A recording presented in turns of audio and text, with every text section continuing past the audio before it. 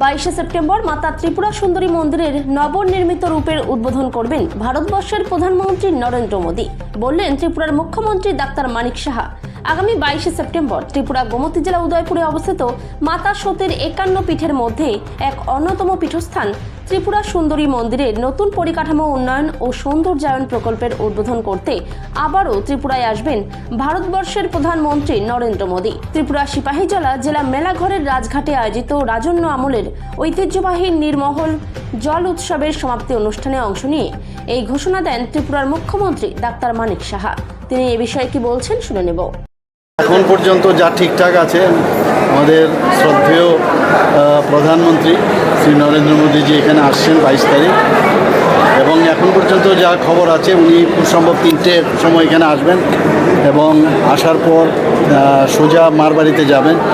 সেখানে যে আমাদের যে মাতা ত্রিপুরা সুন্দরী মন্দিরের যে নতুনভাবে আমরা নতুন রূপে সাজিয়েছি, তো সেটাকে উনি ইনোগ্রেশন করবেন, করে পুজো দিয়ে আবার ফিরে যাবেন। আর কোনো যেখানে ভাষণ দেওয়ার বিষয় সেগুলো থাকবে না, সেখানে অন্য আর কোনো প্রোগ্রাম থাকবে না, কোনো শুধু এখানে আসবেন, এসে ইনোগ্রেট করে পুজো করে চলে যাবেন। জিডিপি স্টেটের যদি জিএসডিপি ধরা যায়, সেখানেও কিন্তু আসামের পরে আমরা সেকেন্ড হয়েছি।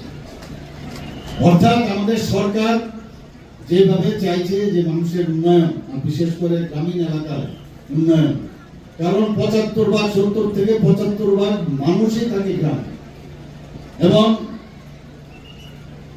আমাদের কেন্দ্রীয় সরকার মাননীয় প্রধানমন্ত্রী শ্রী নরেন্দ্র মোদীজির নেতৃত্বে যে সরকার চলছে, আমাদের ত্রিপুরা সরকার আমরা যেভাবে চালাচ্ছি, তাতে করে আমরাও চাই যে সমস্ত গ্রামীণ এলাকার উন্নয়ন হোক।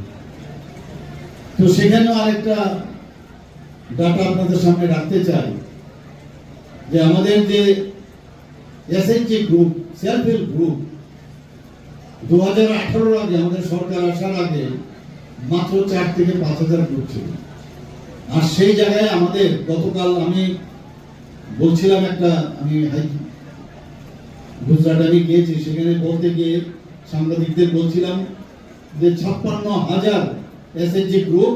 আমাকে একজন বললো যে আরে 56 না, এখন 60,000 হয়ে গেছে আমাদের।